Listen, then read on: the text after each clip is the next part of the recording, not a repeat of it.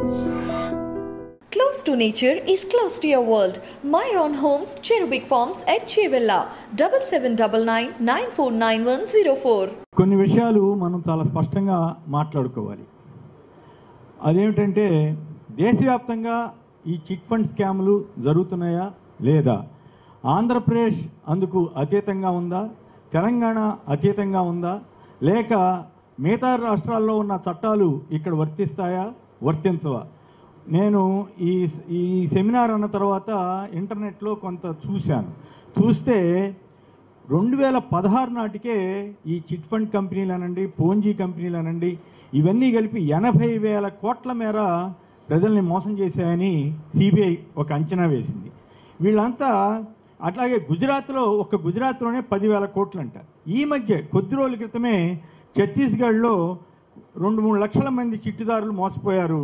1,105 కోట్లు నష్టపోతే ఇప్పటికీ 30 కోట్లు మాత్రమే రికవర్ చేయగలిగారు. ఇక శారదా గ్రూప్ వారు 20,000 కోట్ల నుంచి 30,000 కోట్ల మేర 17 లక్షల మంది నుంచి వసూలు చేశారు. ఇది 2013లో ఈ మొత్తం అంతా గందరగోళంలో పడిపోయింది. ఆ తర్వాత ఇవంతా కూడా పెద్ద సెన్సేషనల్ కేసులుగా కూడా ఉన్నాయి. ఈవెన్ ఒడిశాలో కూడా కొద్ది రోజుల క్రితమే 10 కోట్ల రూపాయల మేర ఒక కంపెనీ మోసం చేసిందని చెప్పి అక్కడ చందాదారులు ఆందోళనకు దిగినటువంటి ఘట్టాలు జరిగాయి. పంజాబ్లో పెరల్ గ్రూప్ అనే సంస్థ ఇదే చిట్ ఫండ్ కంపెనీ మోసాలు ఇవన్నీ జరుగుతూ ఉన్నాయి. ఈ నేపథ్యంలో ఆంధ్రప్రదేశ్లో ఏమంటాము మీడియా మొఘల్గా పేరొందిన శ్రీ రామోజీరావు గారు మార్గదర్శి గ్రూపుని నడుపుతున్నారు. మార్గదర్శి చిట్ ఫండ్ కంపెనీని నడుపుతున్నారు. వారు ఆ కంపెనీలు వ్యాపారాలు చేయటాన్ని మనం తప్పట్టక్కర్లేదు, పేపర్ నడపడాన్ని తప్పట్టక్కర్లేదు. కానీ బేసికల్గా ఒక పత్రిక కేవలం ఒక చిట్ ఫండ్ కంపెనీ కోసమే పనిచేస్తుందా? ఉదాహరణకి ఈరోజు చూస్తే మీరు గమనించండి, ఒకసారి నేను చూశాను, హాఫ్ పేజీ మార్గదర్శి వాళ్ళు ఇవ్వవలసిన వివరణ మొత్తం ఈనాడులో ఇచ్చారు. అదే సపోజ్ అగ్రిగోల్డ్లో లేకపోతే ఇంకోళ్ళో అనుకోండి, వాళ్ళు ఏదైనా వివరణ ఇస్తే ఎంత ఇస్తారండి? అంతా కలిపి ఎంత ముక్కిస్తారు, లేదు ఇవ్వదలిస్తే ఇస్తారు, అసలు ఇవ్వకపోవచ్చు కూడా. ఇప్పుడు అదంతా లెక్కేస్తే కొన్ని కోట్ల రూపాయలు అవుతుంది. ఆ మధ్య పేజీలు కొద్దీ ఇచ్చారు.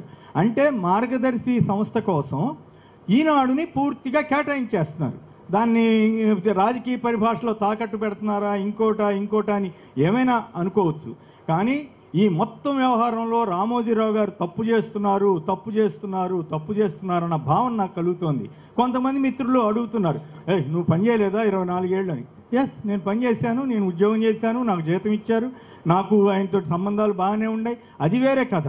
కానీ ఆయనే ఒక సందర్భంలో నాకేం చెప్పారంటే, నేను తప్పు చేసినా సరే రాయండి అన్నారు, నేను తప్పు చేస్తే రుజువు చేయన్నారు. ఇప్పుడు ఆశ్చర్యంగా నాకు అనిపిస్తూ ఉంటుంది, మరి ఆ రోజు ఎట్లా అన్నారో ఏమిటో కానీ ఇవాళ నేను ఆయన మీద ఆర్టికల్స్ రాయాల్సి వస్తూ ఉంది, ఇలా ఉపన్యాసాలు చెప్పాల్సి వస్తూ ఉంది. ఇలా తప్పులు చేసి ఆయన ఎందుకు సమాజం ముందు దోషిగా నిలబడాల్సి వస్తుందని ఆత్మపరిశీలన చేసుకోవాల్సిన సందర్భం మాత్రం అనిపిస్తూ ఉంది. ఇది మా అందరికీ బాధాకరమే. శ్యామ్ గారు కానీ మేమంతా కలిసి పనిచేసాం. కానీ ఇక్కడ ఇష్యూ ఏంటి? నేను అక్కడ పనిచేయటం కాదు, ఇక్కడ రామోజీరావు తప్పు చేశారా లేదా, ఆయన మిగతా వాళ్ళకి ఆదర్శంగా ఉన్నారా లేరా, ఇటువంటివి ఆలోచించినప్పుడు రామోజీరావు తప్పు చేస్తున్నారు. రామోజీరావు ఏ రకంగా తప్పు చేస్తున్నారు? మార్గదర్శి కేసులో ఆయన సిఐడి వారు కొన్ని నిర్దిష్టమైనటువంటి అభియోగాలు మోపారు. అంతకుముందు ఉండవల్లి అరుణ్ కుమార్ గారు చాలా స్పష్టమైనటువంటి అభియోగాలతో కేసుకి వెళ్ళారు. కేసుకి వెళ్తే హైకోర్టులో ఎట్లా అది కేసు కొట్టేవేయబడిందో ఆయన వివరంగా చెబుతూ ఉంటే ఆశ్చర్యం వేస్తుంది. ఏమిటి న్యాయ వ్యవస్థ ఇలా అవుతుందా? ఆయన మళ్ళీ తంటాలు పడి ఆయనకు తెలియకుండానే కేసు కొట్టివేస్తారా? అంటే ఏదో జరిగిందనే కదా దాని అర్థం. ఇప్పుడు సిఐడి వారు కొన్ని ఈయనొక్కళ్ళ మీద సోదాలు చేశారా? రాష్ట్రంలో ఉన్న అన్ని కంపెనీలని సోదాలు చేశారు. నేను ఆ మధ్య శ్రీకాకుళం వెళ్ళినప్పుడు ఒక మిత్రుడు వచ్చారు, బీజేపీ నాయకుడు కుమారుడు అనమాట. ఆయన ఆ కుర్రాడు, నేను చిట్ ఫండ్ కంపెనీ నడుపుతున్నాను సార్ అన్నారు. ఎట్లా నడుపుతున్నావు, మరి నీ మీద సోదాలు వచ్చి జరిగినా అన్న. ఎందుకు లేదు సార్, రాష్ట్రం అంతా వచ్చి నా కంపెనీకి కూడా వచ్చారండి అన్నారు. మరి నీకేం ఇబ్బంది అవ్వలేదా, మరి నువ్వన్నీ చూపించేసావా అన్న. ఎందుకు, నాకేం ఇబ్బంది సార్, నేనే తప్పు చేయట్లేదు, చూపించేశాను, చూశారు, సంతకం పెట్టి వెళ్ళిపోయారు సార్. మరి అదే పని రామోజీరావు కంపెనీ వారు ఎందుకు చేయట్లేదో ఇప్పటికీ అర్థం కావట్లా. ఎవరైనా సరే ఇగో ఈ కారణం వల్ల ఆయన అలా చేస్తున్నారు, ఆయన ఏమన్నా రాజ్యాంగం అతీతమా, చట్టాలకు అతీతమా ఏమిటి? అయ్యా నా ఫైల్స్ ఇవయ్యా, నా కంప్యూటర్ ఇదయ్యా, నేను ఇగో నీ ఇష్టం ఏదైనా ఎత్తుక్కో అంటే అప్పుడు రామోజీరావుని శంషేర్గా శభాష్గా చెప్పాడండి. అది పద్ధతి అంటే, అది ఛాలెంజ్ అంటే అని అందరూ అనుకోవచ్చు. కానీ ఆయన ఏమంటున్నారు, అబ్బెబ్బెబ్బెబ్బెబ్బే మీరు మా దగ్గరికి రావడానికే వీల్లేదు, మా కంప్యూటర్లు చూడకూడదు. మరి సిఐడి ఎందుకుంది, పోలీస్ వ్యవస్థ ఎందుకుంది, ప్రభుత్వం ఎందుకుంది? మరి మీరే కదా తెల్లారు లేస్తే పేపర్లు రాస్తారు. ఉదాహరణకి ఇవాళ పేపరే తీసుకుందాం. తెలంగాణలో 10 లక్షల రూపాయలు దళిత బంధు స్కీమ్ అమలు చేస్తున్నారు, ఇక్కడ ఎందుకు అమలు చేయరని రాశారు. ఇక్కడ ఎవరన్నా అడిగారా?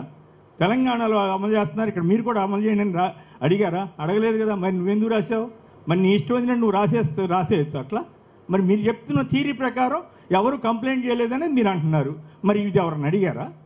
ఇంకో ఇంట్రెస్టింగ్ విషయం చెప్తా.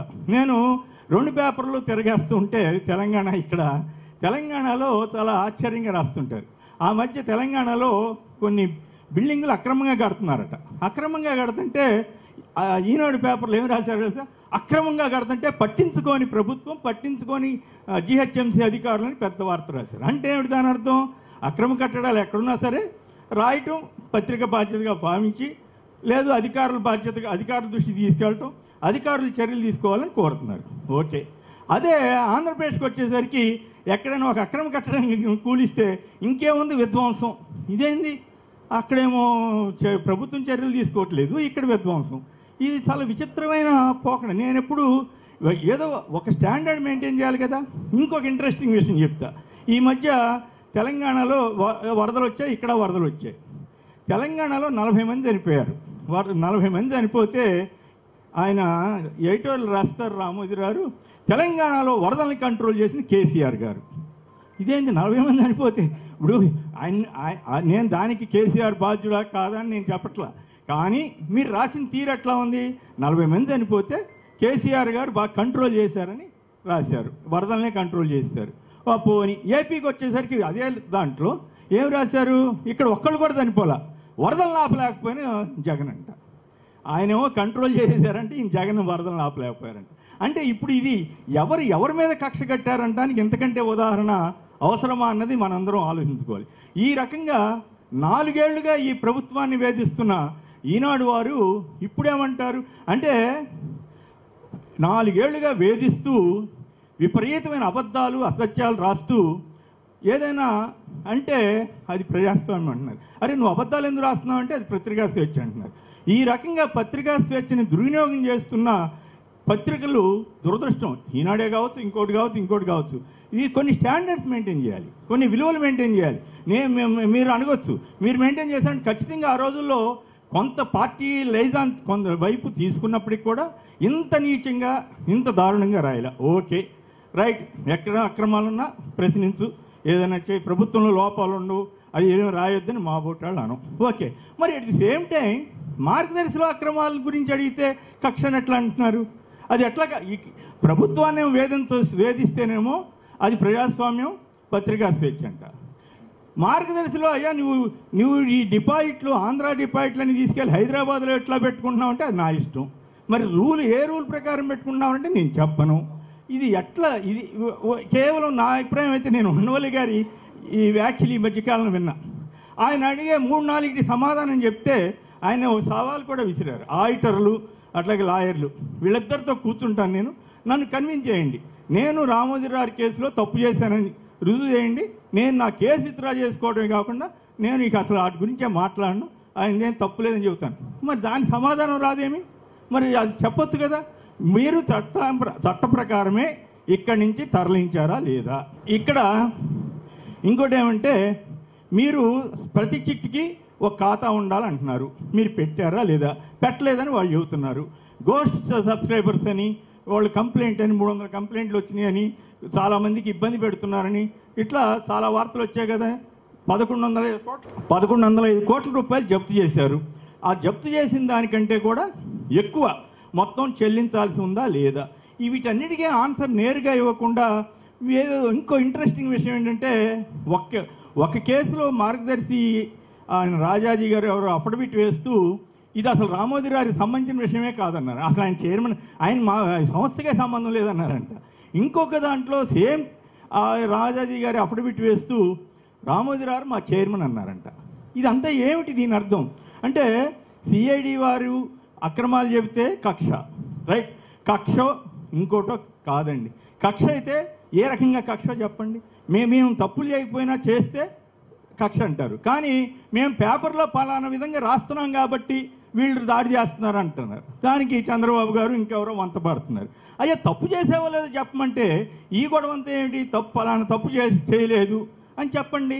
ఈ 2-3 పాయింట్లకి సమాధానం చెప్పేదానికి, అసలు మొత్తం మీ ఇష్టం ఏదైనా సోదాలు చేసుకోండి అని చెప్పేదానికి ఈ గోలంతా ఎందుకు? జగన్ మాయ లేకపోతే ఇంకోళ్ళ మాయ అంటే ఇన్నాళ్ళుగా జనాన్ని మీరు మాయ చేస్తున్నట్లు అర్థమవుతుంది కదా. ఎందుకంత మాయ చేసి జనాన్ని మభ్యపెట్టడానికి ప్రయత్నిస్తున్నారు? రోజు తెల్లవారు లెగిస్తే నేను నిన్న పాడేరు వెళ్ళాను. ఆ రోజు పొద్దున్నే పేపర్లో చూశాను, మొత్తం అంధకారం. అసలు ఈ ఊళ్ళల్లో ఆంధ్రప్రదేశ్లో కరెంటే లేదు, పల్లెలన్నీ పట్టణాలన్నీ చీకట్లో. నాకు ఇట్లాగే వెలుగుతూ ఉన్నాయి. నేను ఆ పిల్లలందరిని అడిగాను, అయ్యా ఇప్పుడు ఇక్కడ కరెంట్ ఉందా లేదా? ఉందిగా సార్. మరి నిన్న మొన్న ఉందా? ఉంది సార్. రాత్రిపూట వస్తుందా రావట్లేదా? వస్తుంది సార్, ఇబ్బంది లేదు. మరి ఇగో ఈనాడు వారు ఇట్లా రాశారయ్యా, ఈ అసలు జగన అంధకారమా? ఓకే, ఎక్కడన్నా ప్రాబ్లం ఉంటే రాయటాన్ని మా ఓటాలను తప్పట్టం, కానీ రాస్తున్న తీరు, దాన్ని వేస్తున్న తీరు, ఇవన్నీ చూసి అడిగితే వాళ్ళంతా నవ్వారు, ఆశ్చర్యపోయారు. ఇది మేము నమ్మట్లేదు సార్ ఈ పేపర్ని అన్నారు. ఆ పరిస్థితి తెచ్చుకోవడం రామోజీ గారికి అది పత్రికా స్వేచ్ఛని దుర్వినియోగం చేస్తున్నట్లా, సద్వినియోగం చేస్తున్నట్లా?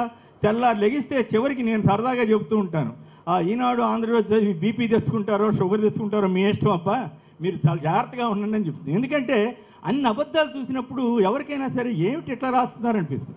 నేరుగా రామోజీ గారు ఈ మార్గదర్శి కేసులో సిఐడి వ్యక్తం చేస్తున్న అభిప్రాయాలు డైరెక్ట్గా ఫండ్స్ ట్రాన్స్ఫర్ అయ్యాయా లేదా, డైరెక్ట్గా మేము అసలు చట్టం ప్రకారం నిబంధనల ప్రకారం చూపించవచ్చా చూపించకూడదా అనేది చెప్పేస్తే అయిపోతుంది కదా. సింపుల్. దాన్ని మొత్తం గందరగోళం చేస్తున్నారంటేనే దాంట్లో ఏదో మతలబు జరుగుతోంది, దాంట్లో ఏదో కుంభకోణం జరుగుతోంది అనే అనుమానానికి తావిస్తున్నారు. ఎందుకంటే మేము అనేక కేసులు రాసాం, అనేక సంస్థలు మూతపడినప్పుడు. ఎందుకు ఇప్పుడు మనం చూసాం జగన్ గారి కేసులో, ఇప్పుడు ఇంకోటి ఈనాడు వాళ్ళు ఎట్లా రాసేవారండి, సిబిఐ ఎంక్వైరీ, ఆయన ఏం చెప్పాడో లేదో, ఆయన అసలు ఏం జరిగిందో లేదో తెల్లారేసరికి సిబిఐ విచారణలో అది జరిగిపోయింది ఇది జరిగిపోయిందని రాశారు. మరి ఇప్పుడు సిఐడి విచారణ గురించి ఎందుకు రాయట్లేదు? రాయకపోగా సిఐడి మా మీద దాడి చేస్తుందని రాస్తున్నారు. అది ఎట్లా? సిఐడి సోదాలు చేస్తే దాడంట, సిబిఐ వారికి నచ్చని వాళ్ళ ఇళ్ళకి వెళ్తే భలే భలే భలే. ఎట్లా? ఏదో ఒక ప్రామాణికం ఉండాలి కదా. అదో ఇదో ఏదో ఒకటే కరెక్ట్ అవుతుంది కానీ రెండు కరెక్ట్ అవ్వవు కదా. సో ఈ రకంగా పత్రికా స్వేచ్ఛను దుర్వినియోగం చేస్తూ మార్గదర్శి కోసం లక్షల, ఈ మొత్తం లెక్కేస్తే ఈ మార్గదర్శి కోసం ఈనాడు కేటాయించిన స్థలాన్ని వేస్తే బహుశా 100 కోట్లు అవుతుందో మరి ఎంత అవుతుందో నేనైతే లెక్కలు తెలియదు, కానీ మొత్తం లెక్క లేదు కానీ, బట్ కోట్ల రూపాయలు అయితే వాడుతున్నారు, ఆ స్పేస్ వినియోగిస్తున్నారు. అది ఖచ్చితంగా it amounts to be misuse of freedom. పత్రికా స్వేచ్ఛని దుర్వినియోగం చేయడం తప్ప ఇంకొకటి కాదు. మామూలుగా అయితే ఏం చేస్తారండి, ఆయా కంపెనీల వాళ్ళు పెద్ద అడ్వర్టైజ్మెంట్ ఇచ్చుకుంటారు, అయ్యా మేమేమో తప్పు చేయలేదు, ఏదో వాళ్ళ బాధ ఏదో వాళ్ళు చెప్పుకుంటారు, అది కరెక్టా కాదనేది పక్కన పెడతారు. కానీ మరి ఇప్పుడు వీళ్ళు చేస్తున్నది కరెక్టా? కాబట్టి ఇవన్నీ. ఇక ఇంకోటి ఏమంటే, అసలు మేము మాకు ఏపీలో కోర్టుల్లో వద్దండి, మాకు ఎక్కడ హైదరాబాద్లో వేయండి, లేదా తంజావూరులో వేయండి, వెస్ట్ బెంగాల్లో వేయండి. ఇది ఎక్కడ గొడవ? ఇప్పుడు ఇందాక ఇప్పుడు అరుణ్ కుమార్ గారు అంటున్నారు, ఇప్పుడు మణిపూర్లో గొడవ జరిగింది, అబ్బాయి అక్కడ వద్దు ఆంధ్రప్రదేశ్లో విచారించాలని అంటారనుకోండి, అంటే ప్రతివాడు ఆంధ్రప్రదేశ్ దాకా వెళ్ళాలా? ఇది విచిత్రమైన వాదన. సరే, దురదృష్టం, మరి అది న్యాయ వ్యవస్థలో ఉన్న లోపల మనం గౌరవ న్యాయమూర్తుల్ని అనదాలం కానీ, బట్ న్యాయ వ్యవస్థలో ఇలాంటి వాటిని కంట్రోల్ చేయవలసిన అవసరం ఉంది. న్యాయ వ్యవస్థ ఇటువంటి వాటిని నిశ్చితంగా పరిశీలించి వాస్తవాలకు తగ్గట్టుగా వ్యవహరించకపోతే కొందరి పట్ల ఏదో జరుగుతోంది, కొందరి పట్ల పక్షపాతంగా వస్తున్నాయా, పక్షపాతం అనే పదం వాడకూడదు సారీ, కొందరి పట్ల వాళ్ళు పెద్ద పెద్ద లాయర్లను పెట్టుకుంటే వాళ్ళకు అనుకూలంగా నిర్ణయాలు వస్తున్నాయా అనేటువంటి అభిప్రాయం కలిగే అవకాశం ఉంది. కాబట్టి నా అభిప్రాయం అంటే న్యాయ వ్యవస్థ కూడా వీటిలో మంచి చెడు, నిజంగా రామోజీ గారు తప్పు లేకపోతే తప్పు లేదని చెప్పండి, నాకేం అభ్యంతరం లేదు. కానీ ఇంత ఓపెన్గా మిగతా వాళ్ళ కేసుల్లో ఒక రకంగాను, ఈ కేసుల్లో ఇంకో రకంగాను ఉంటుందన్న అపప్రద న్యాయ వ్యవస్థకు కూడా రాకూడదన్నది నా అభిప్రాయం. ఈ రకంగా రామోజీరావు తప్పు చేయకుండా ఈ మొత్తం వాస్తవాలకు తగ్గట్టుగా తన వివరణ ఇచ్చి ఈ కక్ష అనేది కేవలం ఇందాక ఉండవల్లి గారే ఇంకోటి అన్నారు, కక్ష పోవడం అది వేరే విషయం అయ్యా, నువ్వు అసలు వాస్తవం చెప్పు. నేను అది కక్ష రైట్, కక్ష పడతారు, తప్పే ఉందా, కక్ష కట్టారు, నువ్వు కక్ష కట్టావు, ఆయన కక్ష కట్టారు అనుకుందాం. అవును నువ్వు చెప్పు. రోజు జగన్ గారు రోజు నన్ను కక్ష కట్టారని రోజు అంటున్నాడు. ఆయన ఒక మాట అనేసి ఊరుకుంటున్నాడు. నువ్వు రోజు అదే రాస్తున్నావు కదా, మరి నువ్వు కక్ష కాదు అనుకుంటే, నువ్వు మార్గదర్శిది రైటు అనుకుంటే నువ్వు రైట్ ఏంటో చెప్పు. అది చెప్పకుండా కక్షని ప్రచారం చేస్తే ఏం ఉపయోగం? కాబట్టి వీటన్నిటినీ దృష్టిలో ఉంచుకుని రామోజీరావు ఇప్పటికైనా ప్రజా జీవితంలో క్లీన్గా ఆయన ఈ వయసులో ఉండగలిగితే బాగుంటుంది. ఆయన ముందుకొచ్చి వాస్తవాలు చెప్పి, ఇప్పుడు ఇందాక చెప్పారు మిత్రులు, ఆ రాజమండ్రిలో ఒక ఆయన అరెస్ట్ చేశారు, అట్లాగే వెస్ట్ బెంగాల్ అరెస్ట్ చేశారు, చాలా చోట్ల జరిగినాయి. ఇప్పుడు అరెస్ట్ చేస్తారా లేదా అనే విషయాల జోలికి మనం వెళ్ళదాలం. అయితే బట్ రాజ్యాంగం, చట్టం రామోజీరావుకైనా ఒకే రకంగా ఉండాలి, మామూలు వ్యక్తికైనా ఒకే రకంగా ఉండాలన్నది ప్రజలందరి ఆకాంక్ష, అభిలాష. ఆ ప్రకారం ఈ కేసుల్లో కూడా వాస్తవాలకు తగ్గట్టుగా బయటికి తీసుకురావాలని, తద్వారా చిట్ ఫండ్ కంపెనీల్లో ఎలాంటి మోసాలు జరిగినా, ఎలాంటి చట్ట విరుద్ధమైన పనులు జరిగినా, చట్ట నిబంధనలు ఉల్లంఘించినా కూడా వాటిపైన గట్టిగా చర్య తీసుకోవాల్సిన అవసరమైతే ఎవరికైనా ఉంటుంది. ఇప్పుడు లేకపోతే ఏమవుతుంది, దాంట్లో రాశారు, ఇవాళ ఎకనామిక్ టైమ్స్లో పాత చూస్తే తెలిసింది, ఈ రకంగా వసూలు చేసిన డబ్బంతా తీసుకెళ్ళి భూముల్లో పెట్టుబడి పెడుతున్నారు, మీడియా హౌస్ల్లో పెట్టుబడి పెడుతున్నారు, ఇతర కంపెనీల్లో పెట్టుబడి పెడుతున్నారంట. ఆ భూములు విలువ పెరిగితే పర్వాలా, తగ్గితే మొత్తం అందరూ వీళ్ళు కూడా మునిగిపోతారు. సో ఈ పరిస్థితి రాకుండా ఉండాలంటే ప్రభుత్వాలు చర్యలు తీసుకోవాలి. ప్రభుత్వాలు చర్యలు తీసుకుంటే కక్ష అంటే మీకు మీడియా ఉంది కాబట్టి కక్ష అంటున్నాం. మరి సహారా వారి మీద ఏం కక్ష కట్టారు, లేదా శారదా గ్రూప్ మీద ఏం కక్ష కట్టారు, మరి అవన్నీ బయటకు వచ్చినాయి కదా. సో బయట ఈయన ఒక రకంగా రామోజీరావు అదృష్టవంతుడు. ఎందుకంటే ఇప్పుడే శాంతం మునిగిపోకముందే అప్పుడు రాజశేఖర రెడ్డి గారు రక్షించారు, 2600 కోట్ల రూపాయలు కట్టారు కదా టీవీ ఛానళ్ళు అమ్మి. మరి అది తప్ప ఒప్ప? అట్లాగే ఇప్పుడు జగన్మోహన్ రెడ్డి గారు ఒక రకంగా ఆయనకి మేలు చేసినట్టు, తప్పులే ఉంటే సరి చేసుకుని ఇంకెప్పుడు ఇట్లా తప్పులు చేయనని చెప్పే అవకాశం ఆయన ఆ ప్రభుత్వం ఇచ్చినట్లు. సో కాబట్టి ఇటువంటి వాటిని గమనించి రామోజీరావు ఒక పత్రికా విలువలు మెయింటైన్ చేయాలనుకుంటే వాస్తవాలకు తగ్గట్టుగా రావాలని, అలాగే ఒక రాజకీయ పార్టీకి కొమ్ముగాయ తెలిస్తే మేము పలానా రాజకీయ పార్టీ కొమ్ము కాస్తామని స్పష్టంగా ఆ బొమ్మ ఏదో వేసుకుని ప్రచారం చేసుకుంటే పర్వాలేదు, కానీ ఆ ముసుగులో చేయొద్దని, అలాగే కక్ష పేరుతో చేసిన తప్పులు తప్పించుకోవద్దని నా సూచన. దానికి వాస్తవాలకు తగ్గట్టుగా వ్యవహరించాలని విజ్ఞప్తి చేస్తూ నాకు ఈ అవకాశం ఇచ్చినందుకు ధన్యవాదాలు. ఆంధ్రప్రదేశ్ ఎడిటర్స్ అసోసియేషన్, అలాగే better Andhra Pradesh, forum for better society, ఈ సంస్థలతో పాటు జిల్లా వినియోగదారుల సమాచార కేంద్రం సైకం భాస్కర్రావు గారు, అలాగే Andhra advocates forum convener Ashok Kumar గారు, అంటే సంస్థల వరకు ఏంటంటే మేమంతా కలిసి గతంలో పనిచేసాం, ఇప్పుడు చేస్తున్నామండి, భవిష్యత్తులో కూడా చేస్తాం. వీరితో పాటు మనకి ఇప్పుడు లబ్ధ ప్రతిష్ఠులైన ఈ ఎక్స్పర్ట్స్ కూడా అంటే ఫైనాన్షియల్ సెక్టర్ కావచ్చు, లేకపోతే ఫ్రాడ్ బస్టర్స్ అని చెప్పి అంటాం. ఒక రకం చెప్పాలంటే ఆయన శ్యామ్ సుందర్ గారు పెద్ద ఫ్రాడ్ బస్టర్. ఆయన ఎప్పుడో 10 ఏళ్ల క్రితమే ఆయన యాంబే స్కాంబే అని చెప్పి ఒక స్టోరీ రాస్తే అది సెన్సేషనల్ అయింది. ఆ తర్వాత యాంబే చైర్మన్ ఎండి అండి విలియం పింగ్ని ఎక్కడో న్యూయార్క్లోనే ఎక్కడో ఉంటే ఆయన తీసుకొచ్చి ఇండియాలో అరెస్ట్ చేయించారు. అటువంటి ఘనత వహించిన వ్యక్తి అయిన, అంటే సామాన్యంగా ఉన్నప్పటికీ కూడా అసామాన్యమైన పనులు చేయగల సత్తా అనేది ఆంధ్రులకు మాత్రమే ఉంది. ఎందుకంటే యాంబే అనేది అంతర్జాతీయ సంస్థ, ఎక్కడైనా ఎవరైనా మీద కేసు పెట్టచ్చు తప్పు చేస్తే, కానీ ఎవరూ ఆ పని చేయలేకపోయారు. ఒక్క ఆంధ్రుడు మాత్రమే ఆ పని చేయగలిగాడు. అందుకు మనం అందరూ కూడా ఆయనకు ఒక్కసారి ఖచ్చితంగా అభినందనలు తెలపాలి. అది ఆరంభం మాత్రమే. ఆ తర్వాత ఆయన అనేక కేసులు టేకప్ చేశారు. అభయ గోల్డ్కి సంబంధించి, అగ్రిగోల్డ్కి సంబంధించి, ఉమా చిట్స్ సంబంధించి కూడా ముందుగానే సమాచారం ఇచ్చారు దర్యాప్తు సంస్థలకి, లేకపోతే ప్రజలను అప్రమత్తం చేశారు. అటువంటి విజిలాంటీస్ అనేది ఈ సమాజానికి ఇంకా అవసరం ఉంది. కాబట్టి ఏంటంటే ఈ సమావేశానికి ప్రత్యేకంగా ఆయన్ని ఆహ్వానించాం. సరే, ఇక్కడ విషయానికి వచ్చేటప్పటికి ఇప్పుడు ఆంధ్రప్రదేశ్కి వచ్చేటప్పటికి ఒక పెద్ద అంశం అనేది చర్చనీయాంశంగా ఉంది. మార్గదర్శి చిట్ ఫండ్ కంపెనీ, దానికి సంబంధించి విచారణ జరుగుతుండగా ఆ విచారణ జరగటం అనేది తప్పు అని కొంతమంది చెప్పడం, లేదు ఇక్కడ పెద్ద ఎత్తున ఫ్రాడ్ జరిగింది కాబట్టి మేము చేస్తున్నామని చెప్పి కొంతమంది చెప్పడం, ఈ మార్గదర్శి మీద దాడి చేస్తే అది పత్రిక స్వేచ్ఛకు భంగం అని చెప్పి కొంతమంది వాదించడం, ఇలా ఏమిటంటే అసలు నిజమేది అబద్ధమేది అనే ఒక కన్ఫ్యూజన్లో ప్రజలు పడిపోతున్న తరుణంలో ఇటువంటి కన్ఫ్యూజన్ తొలగించడానికి ఇక్కడున్న మన దగ్గర ఆడిటర్లు కావచ్చు, లేకపోతే లాయర్లు కావచ్చు, లేదా వినియోగదారుల ఫారం చైర్మన్ గారు కావచ్చు, వీరందరూ కూడా తమ అభిప్రాయాలు తెలియజేయాలని చెప్పి నేను కోరుకుంటున్నాను. దీనికి ముందు ఒక అంశం ఏంటంటే, మా అందరికీ తెలుసు, అంటే నో ఐఎమ్ 60 years, మా చిన్నప్పుడు సప్తగిరి అని చెప్పి ఒక కంపెనీ ఉండేది. సప్తగిరి కంపెనీ నాకు తెలిసినంత వరకు ఫస్ట్ ఫ్రాడ్లెంట్ కంపెనీ ఉంటుంది. అంతకుముందు ఉన్నాయేమో కానీ బాగా పాపులర్ అయింది సప్తగిరి అనేది వాళ్ళు చేసిన ఫ్రాడ్తో. దానికి ఎక్కువగా నష్టపోయింది ఎవరంటే ఆంధ్రప్రదేశ్, తమిళనాడు ప్రాంత ప్రజలు. ఏదో మీరు ఒక 1000 రూపాయలు విలువైన వస్తువు ఇవాళ మీరు 100 రూపాయలు కడితే మీరు తీసుకెళ్ళిపోవచ్చు అని చెప్పి అంటాం. వెంటనే ఆ డబ్బులు కట్టిన వెంటనే ఆ వస్తువు ఇచ్చేయటం. అంటే 100 రూపాయలు కడితే 1000 రూపాయలు విలువైన వస్తువు ఇవ్వడంతో జనం ఎగబడి కట్టారు. క్రమంగా ఏం చేశారంటే, ఇవాళ చాలామంది వచ్చారు జనం కాబట్టి మా దగ్గర వస్తువులు లేవు, రేపటిదాకా ఆగుదాం అని చెప్పి అంటాం, రేపు ఇస్తామని చెప్పి అంటాం, రేపు కొంతమందికి ఇవ్వటం. దీన్ని ఎట్లాగైనా 1 month వరకు దాన్ని పొడిగించుకుంటూ వెళ్ళి, అంటే ఇస్తామని చెప్పిన వస్తువుని ఇచ్చే విషయంలో 1 month వరకు పొడిగించుకుంటూ వెళ్ళి ఈ 1 month కూడా డబ్బులు వసూలు చేశారు కోట్లాది రూపాయల్లో చేసి ఒక ఫైన్ మార్నింగ్ మొత్తం ఉడాయించారు స్టాఫ్తో సహా.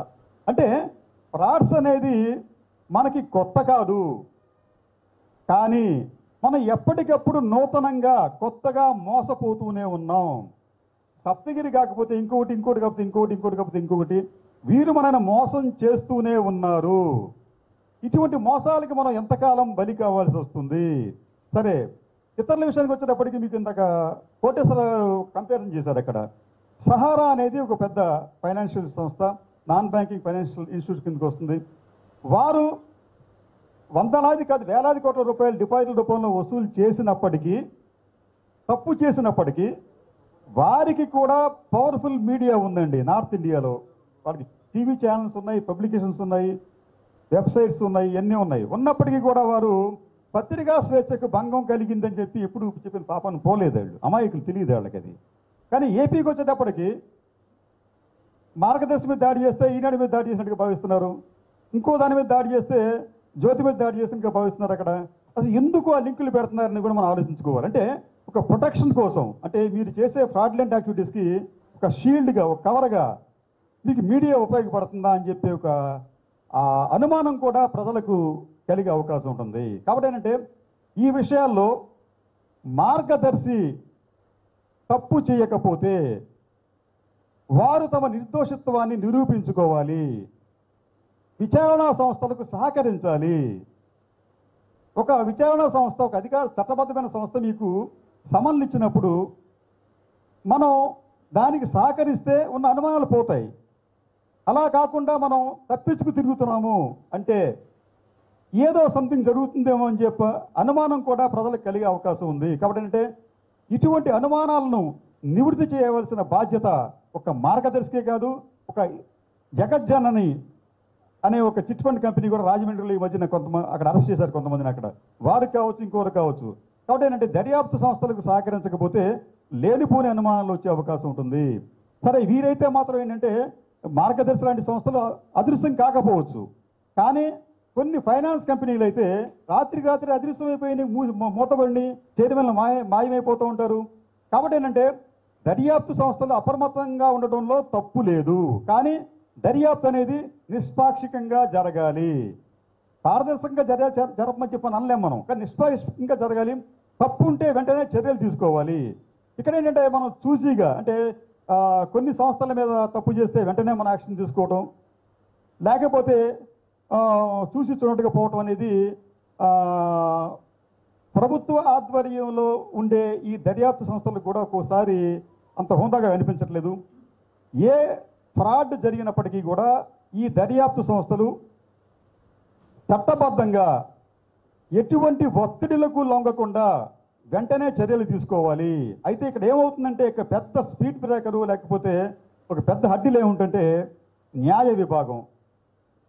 నిజానికి ఏంటంటే ఏదైనా ఒక ఎలిగేషన్ వచ్చినప్పుడు దాని మీద దర్యాప్తు సంస్థలు దర్యాప్తు చేయాలని చెప్పి అనుకుంటున్నప్పుడు అసలు మీరు దర్యాప్తు జరగకుండా ఆపు చేసేయండి అని చెప్పి 2 నెలల్లో 3 నెలల్లో 4 నెలల్లో ఒక స్టే విధించడం, దాంతో ఈలోపు జరగాల్సిన డ్యామేజ్ జరిగిపోవడం అనేది కూడా జరుగుతుంది. అంటే సాధారణంగా ఏంటంటే విచారణా సంస్థలు దర్యాప్తు చేస్తే చెయ్యనివ్వండి, చేసిన తర్వాత తప్పు ఉంటే మీరు ఫిలప్ చేయండి. మీరు అక్కడ అది తప్పు చేసి మీరు ఈ దర్యాప్తు తప్పుగా ఉంది, మీరు నిర్దోషులు మీరు హెరా చేశారని చెప్పి చెప్పొచ్చు అక్కడ. అది అసలు అదేమి లేకుండా అసలు మొగ్గలోనే దాన్ని తుంచివేసే ప్రయత్నం అనేది చేస్తే మనకు వాస్తవాలు ఎప్పటికీ మనకి బయటపడవు. కాబట్టి ఏంటంటే న్యాయస్థానాలు కూడా ఇటువంటి ఆర్థిక సంస్థల అవినీతిపై విచారణకు అనుమతించే విషయంలో లేకపోతే విచారణకు ఆపివేసే విషయంలో వారు కూడా ఆచితూచి వ్యవహరిస్తే సత్వర న్యాయం జరుగుతుందని చెప్పి నేను భావిస్తూ, ఒక అంశం ఏంటంటే నాకు తెలిసినంత వరకు ఈ సహకార సంఘానికి సంబంధించి ముఖ్యంగా సహకార బ్యాంకులకు సంబంధించి ఆ రోజుల్లో ఒక ప్రముఖ బ్యాంకుకు సంబంధించి చైర్మన్ గారు నాకు చెప్పింది ఏంటంటే మార్గదర్శి చిట్స్ అనే సంస్థ వచ్చిన తర్వాత మా మీద ఎందుకో కక్ష కట్టినట్లుగా వ్యవహరిస్తోంది, ఎక్కడన్నా ఏదన్నా చిన్న లూప్ హోల్ దొరికినా కానీ దాన్ని పెద్ద భూతత్వంలో చూపిస్తున్నారు, ఫలితంగా ఈ వ్యవస్థ మీద జనాలకు నమ్మకం పోయే పరిస్థితి ఏర్పడుతుంది అని చెప్పి స్వయంగా ఆయన చెప్పిన మాటలండి. ఇదే మార్గదర్శి తనకున్న మీడియాతో తమను తాము కాపాడుకునే ప్రయత్నం ఇప్పుడు చేస్తున్నారు. కాబట్టి ఏంటంటే ఇటువంటి విషయాల్లో కూడా మనం మీడియాకి సంబంధించి వాస్తవాలు చెప్తున్నారా లేదా అనేది కూడా మనం బేరీజు వేసుకోవాలి. మీడియా చెప్పేదంతా కూడా వాస్తవం కాదు. మీడియా అనేది ఒక మిరాజ్ కాల్డ్ మనం ఎండమావిగా మారింది. వార్తలు అనేవి మనం ఒక వార్తగా కనిపిస్తుంది, కానీ దగ్గరికి వెళ్తే అక్కడేం కనిపించట్లేదు. నేను వినియోగదారుల ఉద్యమంలో గత 30 సంవత్సరాలుగా పనిచేస్తున్నాను. మచిలీపట్నం కన్స్యూమర్ ప్రొటెక్షన్ కౌన్సిల్ అనే ఒక సంస్థను రిజిస్టర్ చేసి అప్పటి నుంచి ఇన్ అండ్ అరౌండ్ 90 నుంచి పనిచేస్తూనే ఉన్నాం. మేము చాలా కేసులు ఈ చిట్ ఫండ్కి సంబంధించి ఫైనాన్స్కి సంబంధించినటువంటి అనేక కేసుల్లో ప్రజల తరఫున పోరాటం చేయటం జరిగింది. నిజంగా ముఖ్యంగా ఏంటంటే మధ్యతరగతి ప్రజలు పేదవాళ్ళు కూడా ఈ చిట్ ఫండ్ కంపెనీ యొక్క దీనికి బలైపోయేటువంటి అనేకమైన మందిని నేను చూశాను. తాజాగా మనందరికీ తెలుసు ఇక్కడ అగ్రిగోల్డ్కి సంబంధించి విపరీతమైనటువంటి ప్రచారం జరిగింది. మరి ఎందుకు జరిగిందో తెలీదు. నేను కూడా ఒక 2-3 సందర్భాల్లో మచిలీపట్నం టౌన్ హాల్లో ఈ అగ్రిగోల్డ్కి సంబంధించి మీరు డబ్బులు కట్టొద్దాయా, ఈ డబ్బులు ఎగ్గొడతారు, వాళ్ళకి సరైనటువంటి మేనేజ్మెంట్ స్కిల్స్ లేవు, సరైనటువంటి ఇన్ఫ్రాస్ట్రక్చర్ లేదు. ఎందుకంటే నేను చూశాను వాళ్ళు ఒక హాల్లో వరుసలో నుంచుని కట్టేస్తున్నారు డబ్బులు. ప్రజలు ఎంత బాగా చేస్తున్నారంటే వరుసలో నుంచుని కట్టేస్తున్నారు. సరే, నేను కొంతమంది ఏజెంట్లను అడిగాను, ఏంటయ్యా మీరు అన్నీ కూడా అకౌంట్ అవుతాయి అంటే, అన్ని డబ్బులు అకౌంట్ అయితే మేము ఎట్లా బతుకుతామండి, కొన్ని రసీదులు మేమే ఇస్తుంటాం, కాబట్టి ప్రజలు ఖచ్చితంగా మోసపోతారు అనేటువంటి విషయాలు మేము రూఢిగా నమ్మినటువంటి వ్యక్తి నేను. రీసెంట్గా ఈ మధ్య ఒక కాలంలో 2 సంవత్సరాల క్రితం ఒక టైలర్, మ్యాక్స్ టైలర్స్ అని మచిలీపట్నంలో ఉంటాడు, అతను 40 లక్షల రూపాయలు కట్టాడు మొత్తం ఏదైనా కానీ. 33 డిపాజిట్లో 40 లక్షల రూపాయలు పే చేశాడు. నా దగ్గరికి వచ్చాడు, కేసు వేశాం, కేసు ఆర్డర్స్ అవి వచ్చినాయి, అవి పెట్టి కూర్చున్నాడు అంతే. డబ్బులు వసూలు చేసేటువంటి పరిస్థితులే లేని పరిస్థితులు ఉన్నాయి. అదేవిధంగా అనేకమైనటువంటి కపిల్ చిట్ ఫండ్, అదేవిధంగా మా మచిలీపట్నంలో తుళ్ళూరుకి చిట్ ఫండ్స్ అని ఒకటి ఉంది, అది కూడా ప్రజల్ని విపరీతంగా మోసం చేసినటువంటి పరిస్థితులు ఉన్నాయి. అసలు చిట్ ఫండ్ కంపెనీ యొక్క ఇదేంటంటే 1900 నుంచి చిట్ వ్యాపారం మొదలైంది. ఇది కేరళలో ఒక మహారాజా గారు కొంత డబ్బు అప్పించి దాన్ని ఇన్స్టాల్మెంట్లుగా తీసుకోవడం మొదలుపెట్టి ఆ తర్వాత ఇది దేశవ్యాప్తంగా ఉంది. చిట్ ఫండ్ అనేటువంటి వ్యవస్థ మన దేశంలో అన్ని చోట్ల ఉంది. చిట్ ఫండ్ యాక్ట్ కూడా జమ్మూ అండ్ కాశ్మీర్ తప్ప మిగతా దేశం అంతా కూడా అమల్లో ఉన్నటువంటి పరిస్థితి ఉంది. సో ఇంత పెద్ద విస్తృతమైనటువంటి వ్యాపారంలో ప్రభుత్వ పాత్ర ఏంటి, ప్రజల్ని ఎలా కాపాడాలనేది చాలా ముఖ్యమైనటువంటి కీలకమైంది. అమాయకులు ప్రజలు కట్టేస్తున్నారు, మరి వీళ్ళని ఎలా రక్షించాలి, వీళ్ళని ఎలా రక్షించాలనే దాని మీద అనేకమైనటువంటి రికమెండేషన్స్ వచ్చి వాళ్ళ డబ్బులు భద్రత కోసం ఎవరైతే చిట్ ఎంటర్ అవుతారో వాళ్ళని కట్టినటువంటి డబ్బుల్ని బ్యాంకుల్లో ఈ చిట్ ఫండ్ కంపెనీలు నిల్వ ఉంచి ఆ డబ్బులకి అవసరమైనప్పుడు వాడుకోవడానికి మాత్రమే అనుమతించారు. అంతేకాని వచ్చిన డబ్బులు వచ్చినట్టుగా ఇతర వ్యాపార వ్యవహారాలకి పెట్టుకోవడానికి వీల్లేని విధంగా ఈ చట్టం ఉంది.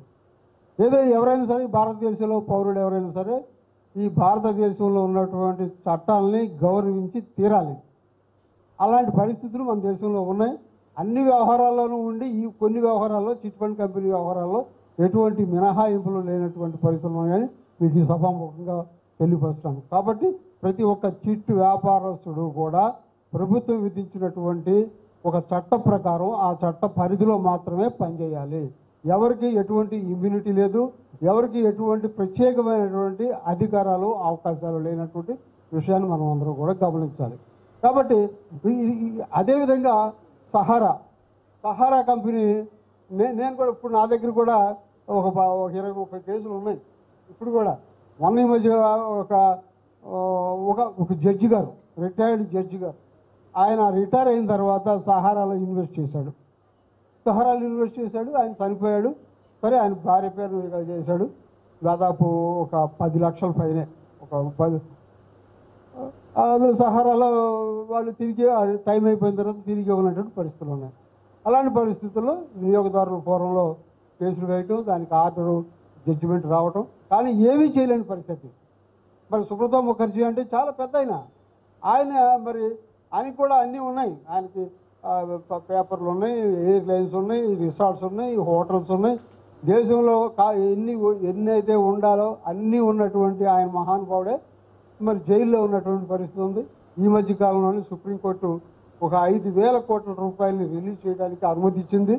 మొత్తం 25,000 కోట్ల రూపాయలు ప్రజలకు ఇవ్వాల్సినటువంటి పరిస్థితుల్లో మరి ఆ 5,000 కోట్ల రూపాయలు పంచడానికి ఏదో ఒక కమిటీ వేశారు. అది ఎప్పటికవుతుందో ఏంటో తెలియనటువంటి పరిస్థితి ఉన్నాయి.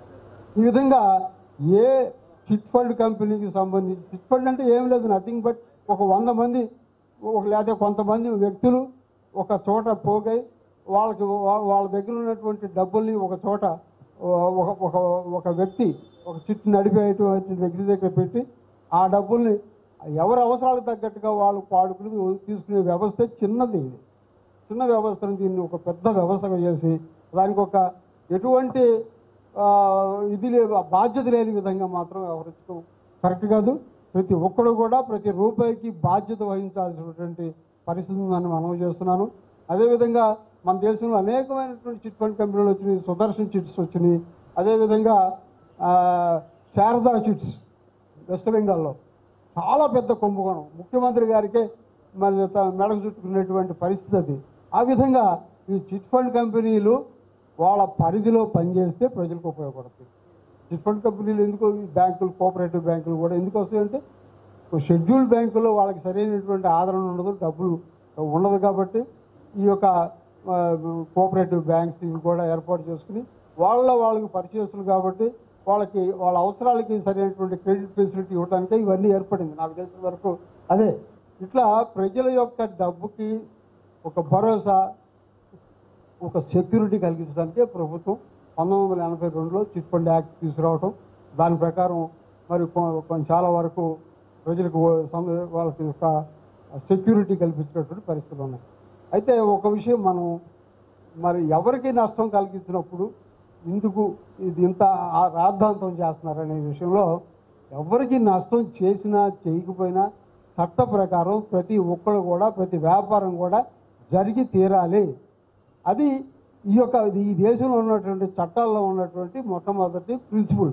కాబట్టి ఏ ఒక్కరు కూడా చట్టానికి అతీతులు గారు. వాళ్ళు దీన్ని ఒక మీడియా మీద దాడిలాగా సృష్టించడం కూడా కరెక్ట్ కాదు. ఈ మీడియా వేరు, చిట్ ఫండ్ వ్యాపారం వేరు. ఇదంతా కూడా ప్రజల సొమ్ముతో మనం ఇతరితర కూడా చేయడానికి వీలైనటువంటి పరిస్థితులు ఉన్నాయి. ఇది ఒక పెద్ద డిబేటబుల్ పాయింట్. ఇప్పుడు ఈ రోజున చాలా ముఖ్యమైన సమాచార విషయాన్ని మరి మనం బెటర్ ఆంధ్రప్రదేశ్ వారు కృష్ణరాజు గారి ఆధ్వర్యంలో ఈ కార్యక్రమం ఏర్పాటు చేయటం మనం అందరం కూడా మరి పాల్గొనడం చాలా సంతోషంగా ఉంది. దీనికి నాకు ఈ అవకాశం ఇచ్చినటువంటి మీ అందరికీ కూడా ధన్యవాదాలు. ఈ రోజున మార్గదర్శి చేసే పనుల్లో అలాంటి పనులు ఒక 10-15 సంవత్సరాల క్రితం సిరి గోల్డ్ అనే సంస్థ కొంతమందిని మోసాలు చేయడం జరిగిందని చెప్పేసి ఒక 4-5 ఆ సబ్స్క్రైబ్ దానికి కట్టిన వాళ్ళు, ఆ అమౌంట్ కట్టిన వాళ్ళు ఎవరైతే ఉన్నారో వాళ్ళు నా దగ్గరికి వచ్చారు. మాకు ఇలా అమౌంట్ కట్టించుకున్నారు, తిరిగి అడిగితే ఇవ్వట్లేదండి, మొత్తం ఆ టర్మ్ అయిపోయింది, మాకు ఇన్ని సంవత్సరాలు టర్మ్ పెట్టారు, ఆ టర్మ్ అయిపోయింది, బట్ మాకు ఇవ్వట్లేదండి అమౌంట్ అని చెప్పి 4-5 నా దగ్గరికి వచ్చారు క్లయింట్స్. యాజ్ అడ్వకేట్గా నేనేం చేశానంటే వాళ్ళని పోలీస్ స్టేషన్కి వెళ్ళి ఫిర్యాదు ఇప్పించడం జరిగింది. కానీ పోలీసు వారు ఏ విధంగా కూడాను దాని మీద సివియర్ యాక్షన్ తీసుకోలేదు. అలా డ్రాగన్ చేయడం జరిగింది. వాళ్ళకున్న పొలిటికల్ ప్రెషర్ వాళ్ళు కానివ్వండి, మరొకటి కానివ్వండి. నేను దాన్ని ఏం చేశానంటే క్రిమినల్ ప్రొసీజర్ కోడ్ సెక్షన్ 190-200 ప్రకారం ఒక ప్రైవేట్ కంప్లైంట్ తయారు చేశాను. ఆ సిరి గోల్డ్ సంస్థ మీద, దాని మేనేజింగ్ డైరెక్టర్ ఎండి ఎవరైతే ఉన్నారో వాళ్ళ మీద, అట్లా కొంతమంది ఉన్నారు, ఒక 2-3 ముద్దాయిలుగా చూపిస్తూ ఆ సంస్థని ముద్దాయిగా చూపిస్తూ ఒక ప్రైవేట్ కంప్లైంట్ డైరెక్ట్గా విజయవాడ కోర్టులోనే ఫైల్ చేయడం జరిగింది. దాని మీద జడ్జి గారు నన్ను కొన్ని అడిగారు. దాని మీద కొన్ని సైటేషన్స్ కానీ సుప్రీంకోర్టు గైడ్ లైన్స్ అయితే నేను చూపించాను ఆ టైంలో. దాని మీద కోర్టు వారు ఏం చేశారంటే కన్సర్న్ పోలీస్ స్టేషన్కి రిఫర్ చేస్తూ కేసును రిజిస్టర్ చేసి ఇన్వెస్టిగేషన్ చేసి వాళ్ళ మీద యాక్షన్ తీసుకొని రిపోర్ట్ ఫైల్ చేయమని ఒక ఆర్డర్ పాస్ చేశారు. ఆ దెబ్బతో ఏమైందంటే ఆ సిరి గోల్డ్ సంస్థ వాళ్ళు విజయవాడ బ్రాంచ్లో వాళ్ళు దానికి మొత్తానికి తాళం పెట్టేసి వాళ్ళు అబ్స్కాండ్ అయిపోయారు. కోర్టు నుంచి ఈ ఉత్తర్వులు రాగానే వాళ్ళు అబ్స్కాండ్ అయిపోయారు. ఈ సిరి గోల్డ్ సంస్థ నుంచి మన ఏపీలో చాలా బ్రాంచ్లు ఉన్నాయి, ముఖ్యమైన కేంద్రాల్లో చాలా బ్రాంచ్లు ఉన్నాయండి. అంటే ఒక సిరి గోల్డ్ కానివ్వండి, ఒక చిన్న సంస్థలు కానివ్వండి, ఒక సామాన్య అడ్వకేట్ని నేను కేసు ఫైల్ చేస్తే కోర్టు ఆర్డర్ ప్రకారం ప్రొసీడ్ అయితే వాళ్ళు వెంటనే అలర్ట్ అయిపోయారు. వెంటనే వాళ్ళు దానికి కొంతమందికి బాధితులు పోలీసులు పట్టుకున్నారు, వాళ్ళని కొంత రికవరీ చేశారు, కొంతమందికి కొన్ని రికవరీ అయ్యి పార్టీలకి, ఆ కక్షదారులకి కానివ్వండి, ఆ బాధితులకి, కొంతమందికి ఇంకా అవ్వలేదు. దాంతో అది అప్పుడుతో క్లోజ్ అయిపోయింది ఆ సంస్థ. నేనేమంటానంటే ఇప్పుడు మార్గదర్శి సంస్థ ఉంది, చిన్న సంస్థల మీద ఇంత సివియర్ యాక్షన్ వెంటనే ఎంతో కొంత రియాక్షన్ కనపడే మనకి ఈ సంస్థ మీద కొన్ని సంవత్సరాల నుంచి యుద్ధం జరుగుతున్నా కానీ చీమ కుట్టినట్టు కూడా లేదు. All are equal before the law అనే దాంట్లో మార్గదర్శి అనేది ఏమన్నా ఎక్సెప్షనా? దీనికి ఏమన్నా సపరేట్గా ఇది ఉందా? ఇదే ఫైట్, ఇదే ఎలిగేషను వేరే చిన్న సంస్థల మీద వస్తే వాళ్ళు మూసేసుకొని పక్కదారి పట్టేసి వాళ్ళు ఉన్నవన్నీ రికవరీ చేయటం కానివ్వండి, లేకపోతే వాళ్ళు దాన్ని మొత్తం ఆ బిజినెస్ని వైండ్ అప్ చేయటం కానివ్వండి, క్లోజ్ చేయటం కానివ్వండి జరుగుతుంది. ఉన్న దాంట్లో వాళ్ళ దగ్గర నుంచి తీసుకొని ఉన్నది ఎంతో కొంత 10 రూపాయలు ఇవ్వాల్సిన చోట కక్షదారులకి 5 రూపాయలు ఇవ్వటం, 3 రూపాయలు ఇవ్వటం ఏదో జరుగుతుంది. ఎంతో కొంత రికవరీ అనేది కనపడుతుంది, ఎంతో కొంత మినిమం యాక్షన్ అనేది జరుగుతుంది. కానీ ఇక్కడ మార్గదర్శి విషయం వచ్చేసరికి దున్నపోత మీద వాన కురిసినట్టు సేవ కుట్టినట్టు కూడా లేదు. దానికి ఏం జరుగుతుంది? వ్యవస్థలను మేనేజ్ చేస్తున్నారా? కోర్టులు పక్కదారి పట్టిస్తున్నారా? పోలీసుల మీద ప్రెజర్ తేటలేదా? పేపర్ ద్వారా వాళ్ళకున్న రాజకీయ పలుకుబడి ద్వారా ఇంకేదన్నా ఇన్ఫ్లుయెన్స్ క్రియేట్ చేయగలుగుతున్నారా? ఈ విధమైన ఆలోచనలన్నీ వస్తున్నాయి ఇప్పుడు. ముఖ్యంగా ఇందులో చాలామంది నష్టపోయింది మధ్యతరగతి, కింద మధ్యతరగతి కుటుంబాలే ఎక్కువ నష్టపోయినాయి. ఇప్పుడు చాలామంది చెప్పినట్టు వాళ్ళకి వాయిస్ లెస్ అనమాట. అది ఎలా మాట్లాడాలో తెలియదు, ఎవరిని అప్రోచ్ అవ్వాలో తెలియదు. ఏదో కట్టమంటే కూలీనాలి పని చేసుకొని చిన్న ఉద్యోగాలు చేసుకొని ఆ సందాలు ఏవి కడతారు, కానీ ఆ మెంబర్షిప్ తీసుకుంటారు, ఆ అమౌంట్లు ఏవి కడతారు ఈఎంఐలో. అంతేగాని ఈ విధంగా అట్లా ఏదన్నా జరగరాని జరిగితే దాన్ని ఎలా రికవర్ చేయాలన్న దానికి ఇప్పుడు ఆ సిస్టరే ఇప్పుడు చూసాం మనం, ఆమెను చెప్పడానికన్నా ముందు ఏడుపు వచ్చేస్తుంది. All are equal before the law అని ఎట్లా అంటున్నారో, all are equal before the law అనే దాంట్లో చిన్న అమెండ్మెంట్లు చేయటం మంచిదేమో మార్గదర్శి గురించి. ఇది ఈక్వల్గా లేదు నాకు తెలిసి. ఇప్పుడు మా శ్రీనివాస్ గారికి కూడా చెప్పారు, మరి దీనికేమో సపరేట్ చట్టాలు సపరేట్ ఇవే ఉన్నాయి. ఇంతవరకు ఇది కోర్టులు స్కాములు జరిగినా కానీ ఇంతవరకు దీని మీద ఇది లేదు. ఈ ప్రజెంట్ ప్రభుత్వం పుణ్యమాన ఇప్పుడు సుప్రీంకోర్టులో కొంచెం అఫిడవిట్ అయ్యటం వల్ల ఇది కొంచెం మళ్ళీ వెలుగులోకి వచ్చింది. జనాలకి ఏదో చిన్న హోప్, బాధితులు ఎవరిని ఉంటే అక్కడక్కడ వాళ్ళకి ఏదైనా న్యాయం జరుగుద్ది అనేది ఒక ఆశ కలిగింది అనమాట. సో ఈ విధంగానైనా ఇంకా ముందుకెళ్ళాలని, ఇలాంటి ప్రోగ్రాంలు మరీ జరిగి జనాల్లో అవేర్నెస్ క్రియేట్ చేయాలని, బాధితులకి అండగా నిలబడాలని ఈ అవకాశం ఇచ్చిన పెద్దలకి నమస్కారం చేస్తూ థ్యాంక్ యూ. ముఖ్యంగా సభా వేదిక మీద ఉన్నటువంటి సరస్వతి పుత్రులందరికీ కూడా శిరస్సు వంచి నమస్కారాలు తెలియజేస్తూ, నాకు చాలా అభిమాన పాత్రులు కొమ్మినేని శ్రీనివాసరావు గారు. ఎందుకంటే ఉన్నది ఉన్నట్టుగా వాస్తవాన్ని పలకగలిగినటువంటి వ్యక్తి. జర్నలిజంలో అంత బాహాటంగా చెప్పగలిగినటువంటి వాళ్ళు చాలా తక్కువ మంది ఉంటారు. ఖండించగలిగింది కూడా అదే మీడియాలో ఏదైనా వ్యక్తి తప్పుగా మాట్లాడుతుంటే ఎంత పెద్దవారైనా ఖండన చేసి దాన్ని మళ్ళీ మార్చి చెప్పించగలిగినటువంటి వ్యక్తిత్వం ఉన్నటువంటి మహనీయులు శ్రీనివాసరావు గారి సమక్షంలో ఇవాళ ఇంత మంచి కార్యక్రమం, చాలా గొప్ప కార్యక్రమాన్ని పెట్టారు. కానీ ఇది బాధితులు అందరి సమక్షంలో జరిగితే బాగుంటుంది అని నా ఉద్దేశం. మళ్ళీ సీనియర్ పాత్రికేయులు అయినటువంటి కృష్ణారావు గారు కూడా దీన్ని ఆలోచించి మరొకసారి బాధితులందరూ, సుమారుగా ఎంతమంది బాధితులైతే ఉన్నారో చిట్ ఫండ్ యూనిట్లో ఉన్నటువంటి వాళ్ళంతా కూడా, వాళ్ళందరి సమక్షంలో కూడా ఒక మీటింగ్ ఇలా ప్రెస్ అనేటువంటిది జరిగితే వాస్తవం జరుగుతుంది, వాస్తవం తెలుస్తుంది. ఇప్పుడు ప్రస్తుతం నడుస్తున్నటువంటిది ఒక సంస్థ అనేటువంటిది బలీయమైనటువంటి సంస్థ. ఒక బలీయమైనటువంటి సంస్థ తను తప్పు చేసి కూడా చట్టంలోకి రావడానికి భయపడుతోంది. చట్టం నుంచి ఏ విధంగా తప్పించుకోవాలి అనేటువంటి మార్గాలు వెతుకుతోంది. ఆ మార్గాల నుంచి తప్పుకుండి మళ్ళీ తిరిగి చట్టాన్నే తప్పుగా చూపిస్తోంది అనేటువంటిది ఎక్కువ కాన్వర్జేషన్ నడిచింది. దాని జోలికి నేను వెళ్ళను. కానీ పెద్దలైనటువంటి కొమ్మినేని శ్రీనివాసరావు గారికి, అయ్యా తమ తప్పకుండా విని ఇక్కడ బాధితులైనటువంటి ఎన్నో సంస్థలు విజయవాడ పరిధిలో సుమారుగా ఒక 20-22 సంస్థలు, చిట్ ఫండ్ సంస్థలు. నేను 40 సంవత్సరాలు ఇక్కడ ఉద్యోగం చేశాను. ఒక పోలీస్ ఆఫీసర్గా చాలా చోట్ల చాలా కేసెస్ చిట్ ఫండ్ యూనిట్లో కట్టడం జరిగింది. ఇక్కడ ప్రజలు కూడా గమనించాలి. బాధితుడు అనేటువంటి వాడు ఎట్ ఏ టైం వచ్చి ఒక కంప్లైంట్ ఇవ్వగానే సంస్థ అనేటువంటిది ఒక పెద్ద యూనిట్.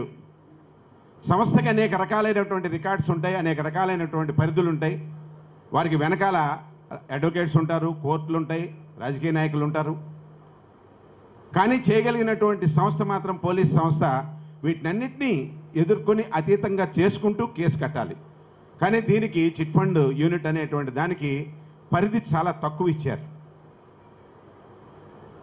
ఆ 3, 4, 5 ఏపీ డిపాజిటర్స్ యాక్ట్ కానీ ఎస్టాబ్లిష్మెంట్ యాక్ట్స్లో కానీ 99 ఎస్టాబ్లిష్మెంట్ యాక్ట్స్ ప్రకారం మనం కట్టినటువంటి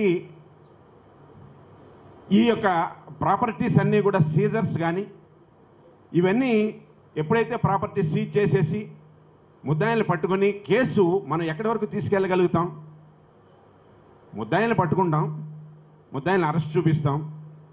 అరెస్ట్ అయిపోయిన తర్వాత ప్రాపర్టీస్ కూడా గవర్నమెంట్ ఆర్డర్ తీసుకుని త్రూ గవర్నమెంట్ అథారిటేటివ్గా ఇచ్చినటువంటి ఆర్డర్ కాపీని in the premises of the custodian, ఒక కస్టోడియన్ అనేటువంటి పర్సన్కి, అనే కమిషనర్ ఆఫ్ ది పోలీస్ లేదు ఎస్పీ ఆఫ్ ది పోలీస్, ఎవరైతే వాళ్ళు ఉంటారో వాళ్ళ కస్టడీలో ప్రాపర్టీస్ అనేటువంటిది కస్టోడియన్గా పెడుతూ కోర్టు పరిధిలో మనం ప్రాపర్టీస్ని హ్యాండ్ ఓవర్ చేస్తాం. ఇక్కడ తమరు గమనించాల్సినటువంటిది ఏంటంటే, సార్ తమరు ప్రభుత్వం దగ్గర వరకు వెళ్ళగలిగినటువంటి వ్యక్తులు కాబట్టి ఈ సంస్థల్లో చాలా సంస్థలు, ఇప్పుడు ఎగ్జాంపుల్గా తీసుకుందాం,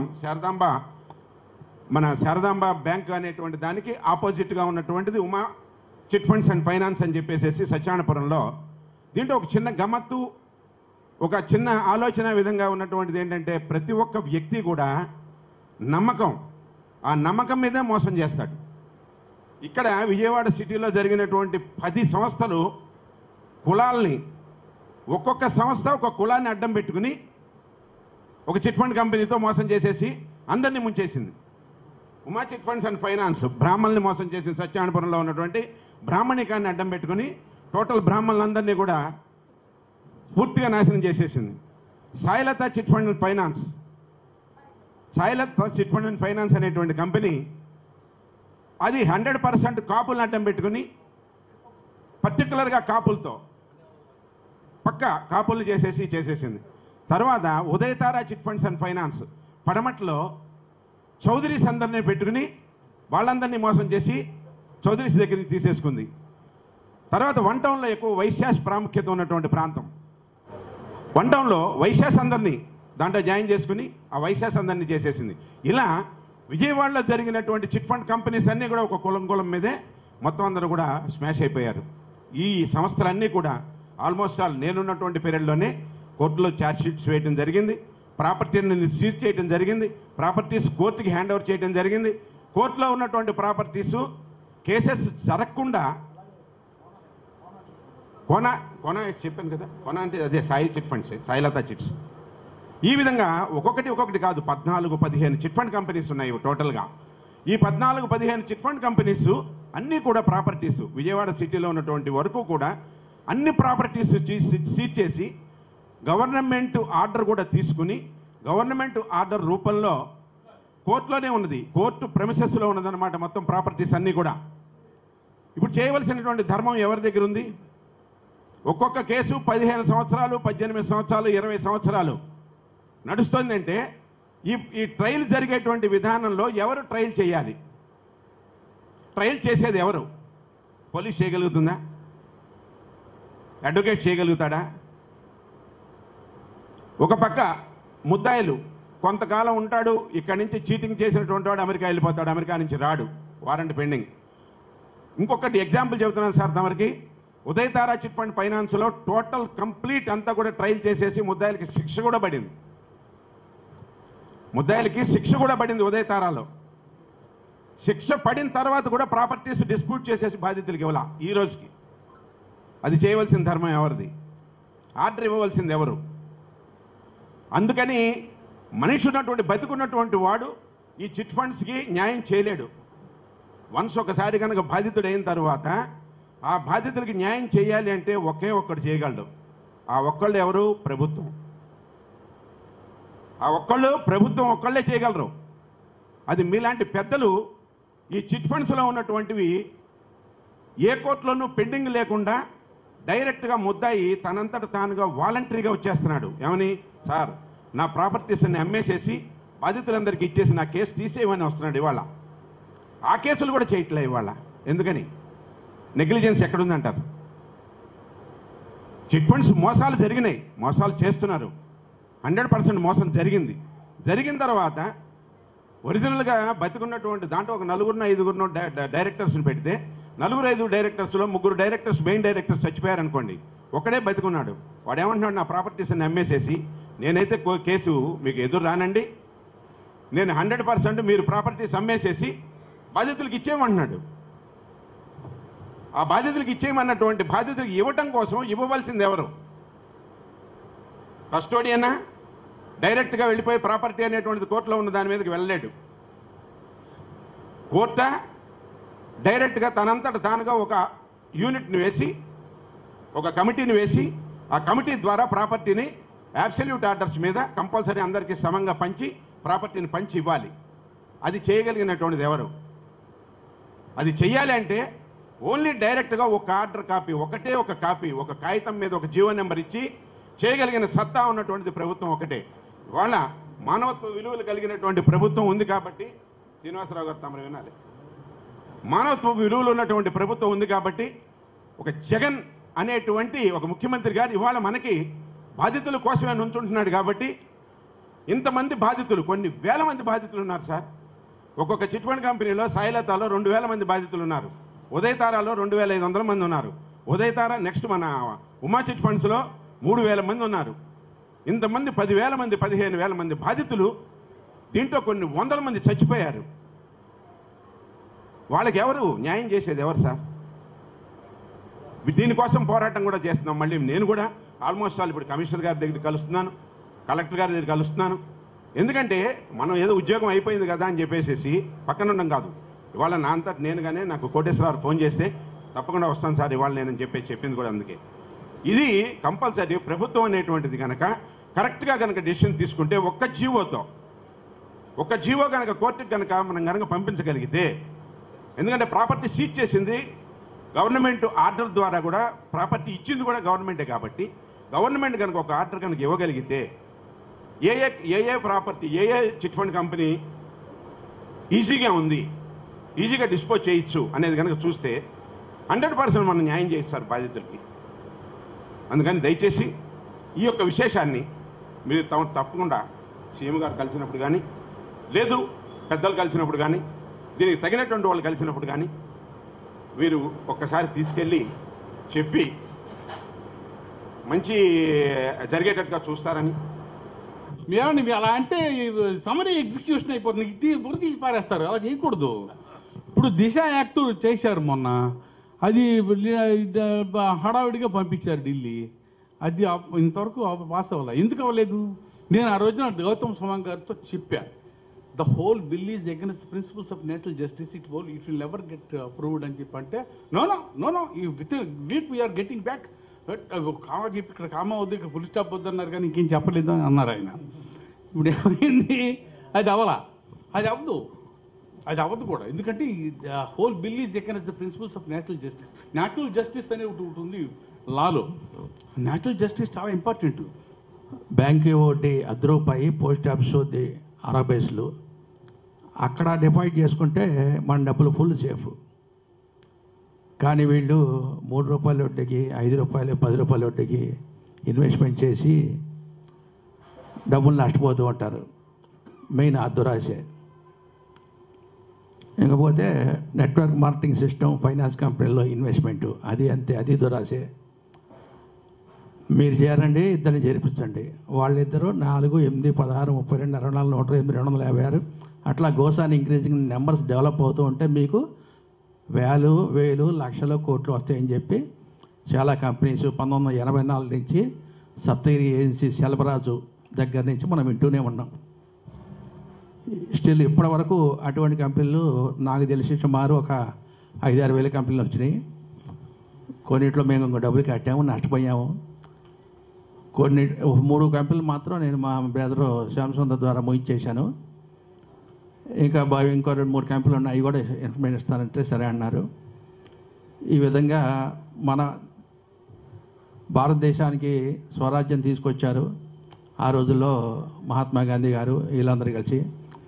వాళ్ళు సంపాదించిన స్వరాజ్యాన్ని మనం జాగ్రత్తగా ఉపయోగించుకుంటూ ప్రజలందరూ సత్ప్రవర్తనతో డెవలప్ అవుతూ భారతదేశాన్ని అగ్రదేశంగా డెవలప్ చేయాలని నా ఆశ.